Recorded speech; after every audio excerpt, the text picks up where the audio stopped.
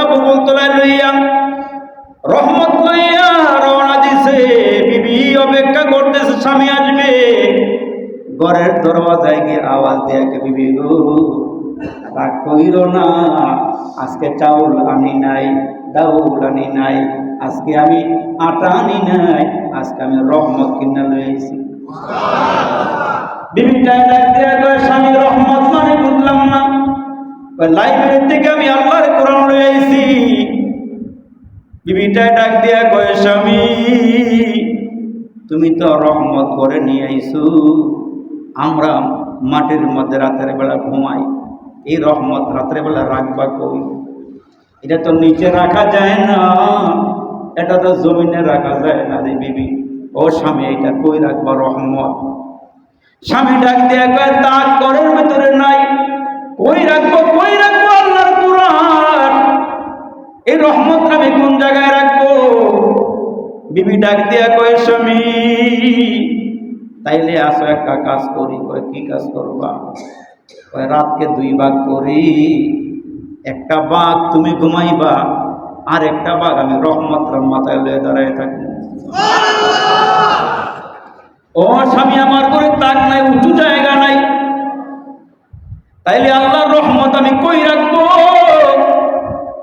স্বামী একটা কাজ করো, তুমি অর্ধেক রাত্রে ঘুমাইবা, আর আমি অর্ধেক রাত্রে দাঁড়াইয়া থাকুন আল্লাহর এই রহমতের বাণীটা লইয়া। বিবি মাতার মধ্যে কোরআন লইয়া দাঁড়ায় গেছে, স্বামীটা ঘুমায় রইছি। অর্ধরজনী হয়ে যাওয়ার পর স্বামীর ঘুম ভাঙে গেছে। ডাক দেখি, বিবিরে তুমি এইবার ঘুমাও, আমি আল্লাহর রহমত লইয়া দাঁড়াইয়া যাই। আল্লাহর কোরআনটা মাথায় লইয়া দাঁড়ায় রইছি। ডাক দিয়ে আল্লাহ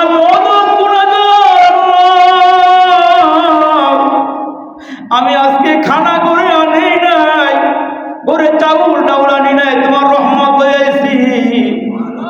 আল্লাহ এইটা নূর দিয়ে তুমি আমার ঘরটার আলোকিত করে দিও।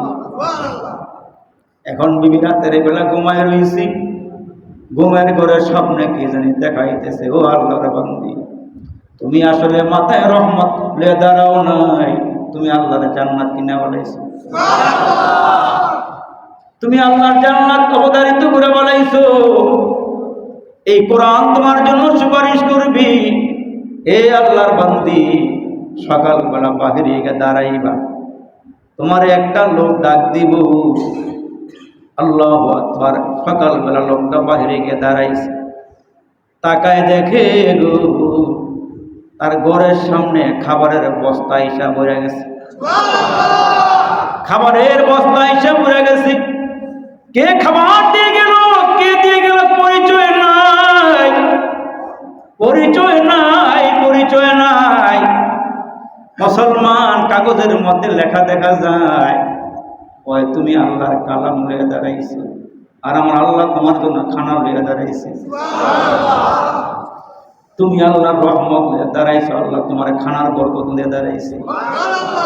এরে মুসলমানের জন্য আমার নবী কয়, হাসরের ময়দানে সমস্ত মানুষের মধ্যে সবচেয়ে দামি মানুষের নাম হবে কোরআন পড়লে ওলা মানুষ। এই দুনিয়াতে কোরআন পড়লে ওনার কোনো মূল্য যদিও নাই, কিন্তু হাসরের কঠিন ময়দানে আমাদের দেশে বিল্ডিং আছে 10 তলা, 20 তলা, 100 তলা, 200 তলা। আমরা নবী কয়, এই কোরআনের ভিতরে আয়াতের সংখ্যা যত, হাফেজের বিল্ডিং এর তালার সংখ্যা হবে তত। এই জন্য মুসলমান ভাই গো, এর মুসলমান আমাদের আর কয়েকদিন আগে ওয়াজে গেলাম, শেষ বয়ান করব।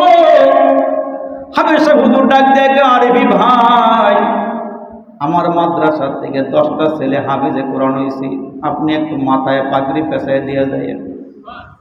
বয়ানের শেষে ছেলেগুলোকে নিচের থেকে স্টেজে উঠাইছি। সর্বশেষ টাকায় দেখিল মুসলমান একটা ছেলে 10 থেকে 11 বছর, এই ছেলেটারে 2 জনের টাইনা স্টেজে উঠাইয়া দাঁড়া করাইছি। সবগুলো ছেলে সামনের দিকে তাকায় আছে, আর এই ছেলেটা বেপরোয়া, এদিকে তাকায় ওদিকে তাকায়। আমি হাফেজ সাহেব হুজুরকে ডাক দিয়ে বললাম, হুজুর এই ছেলেটা এমন বেপরোয়া কেন? হাজার হাজার মানুষ বসা আছে, এই ডানে চায় বামে চায়।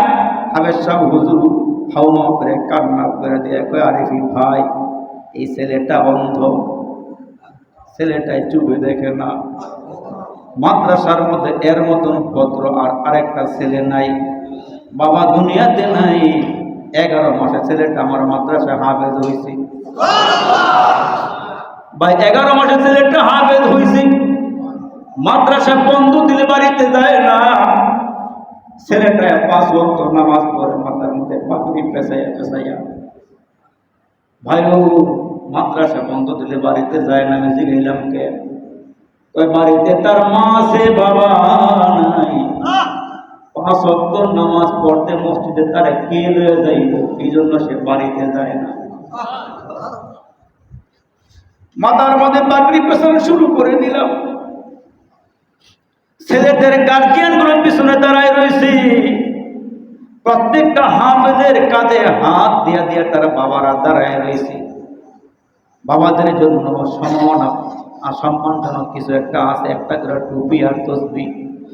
তাকায় দেখলাম ছেলেটার পিছনে কেউ নাই। সর্বশেষ একজন মুরব্বী আইসা তার পিছনে দাঁড়াইছে। দাঁড়ানোর পরে দিয়া রে বাপ সবার নাম ঘোষণা করা হয়েছে। ছেলেটার বাবার নাম মরহুম করার সঙ্গে সঙ্গে ছেলেটা হাওয়া করে কান্না শুরু করে দিচ্ছে। হুজুর আমার বাবা নাই, বাবা থাকলে আজকে এইখানে হাজির হইত। একজন মুরব্বী দাঁড়ায় গেছে, দাঁড়ায় ডাক দিয়ে হুজুর এই ছেলেটার পক্ষ থেকে সম্মানজনক যা দিবেন আমারে দেন। বলা হলো কেন? আমি হইলাম তার লজিং মাস্টার। এই ছেলেটা যতটুকু পড়তে চায় নিয়ত করছে হুজুর আমি ততটুকু তারে পড়াবো। আমি বললাম এত আবেগ কেন?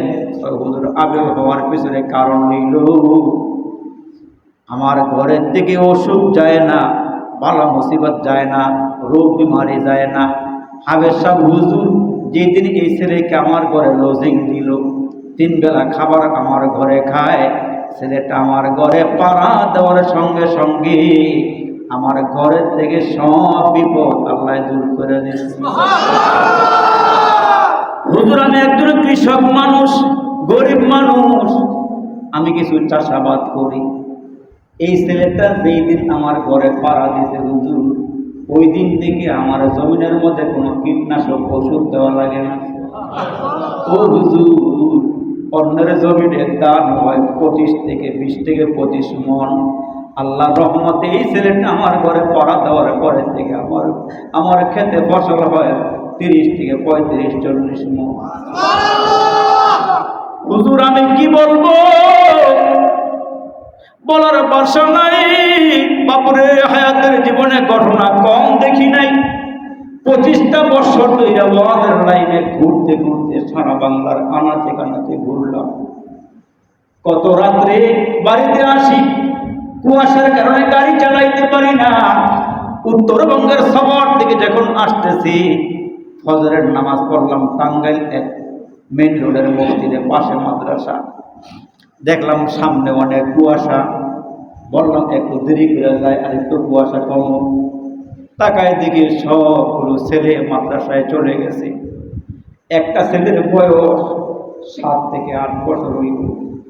এই ছেলেটা মসজিদের তাকের থেকে একটা কোরআন বুকে লইয়া আস্তে আস্তে সামনের দিকে যায়।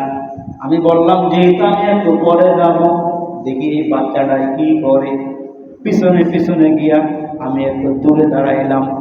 তাকায় দেখি ছেলেটা কবরের পাশে দাঁড়াইয়া দাঁড়াইয়া সূরা ইয়াসিন পড়ে, আর তার 2টা চোখের গোড়া দিয়া গড়াইয়া গড়াইয়া পানিগুলো পড়ে। আমি একটু সামনে অগ্রসর হয়ে বললাম, এ মিয়া দাঁড়াও। সবাই মাদ্রাসায় চলে গেল, এখন হালকা নাস্তা করবি। তুমি এই শীতের কনকনে কাঁপতেছো আর এই অবস্থানে কেন আসছো? হুজুর এটা আমার বাবার কর। হুজুর আমার বাবা নিয়োগ করছিল আমার হাফেজ বানাবে। হুজুর আমি তো অল্প সময় কারণে হাফেজ হয়ে গেছি, বাবাই তো আমারে দেখে না আমি যে হাফেজ হয়ে গেছি। ও হুজুর, দৈনন্দিন আমি আমার বাবার কবরের কিনারায় দাঁড়াইয়া দাঁড়ায় কোরআন তেলাওয়াত করি, কোরআন পড়ি। আমি বললাম, তোমার বাড়িতে কে কে আছে? হুজুর, আমি বাড়ি চাই না, আমার বাড়ি ঘর নাই, আমার মাও নাই। বললাম, কি বললাম? হুজুর, আমার বাবা এই মাদ্রাসা আমারে ভর্তি করে দিয়া, একদিন আমার বাবা আমারে দেখার জন্য আসতেছিল। হুজুর, আমার বাবা গাড়ির দিকে নাই, মা রোড পার হয়ে আমার মাদ্রাসা আমার দেখার জন্য আসবে। হুজুর গো, ট্রাক আইসা আমার বাবারে এমন ধাক্কা দিতে গো, ধাক্কা দিয়া চাকার নিচে আমার বাবারে ফলাইয়া দিছে। ও হুজুর, আমার বাবা রোডের মধ্যেই মারা গেছে। হুজুর, বাবা নাই, মাটা গার্মেন্টসে কাজ করতো। একদিন বিকালবেলা আসুন নামাজের পরে আমি আমার বন্ধুদের সাথে খেলতে গেলাম। খেলার এক ফাঁক আমি তাকায় দেখি আমার বন্ধুরা, গার্জিয়ানরা আইসা গেছে। কেউ আজকে দিন খায়, কেউ মজা খায়। আমি ছোট মানুষ, আমি আমার বড় হুজুরের মোবাইলটা নিয়ে আম্মারে ফোন দিয়ে বলছি, আম্মা, আমি তো সবার কাছে চাইতে পারি না, লজ্জা শরম। আমি আমার মাকে ফোন দিয়ে বলছি, মা, আমার জন্য একটা আইসক্রিম লয়ে এলো। ও হুজুর, বিকেলবেলা আমার মা গার্মেন্টস ছুটি হওয়ার পরে আমার জন্যে আইসক্রিম কিনে লয়ে রওনা দিছে গো হুজুর। আমার মা যখন বাসের দিকে নামছে, বাসের দরজার সাথে আমার মার পুরকারে কোমরটা আটকায়া আমার মা পড়ে গেছে। আর পা তলায় পাশ টান দিছে, মা বোরকার সাথে পেঁচাইয়া বাসের নিচে চলে গেছে। আমার মাও দুনিয়া থেকে বিদায় হয়ে গেছে। হুজুর আমারে বড় হুজুরের টাকা দেয়, পয়সা দেয়, আমারে খাবার দেয়, আমি মাদ্রাসায় থাকি।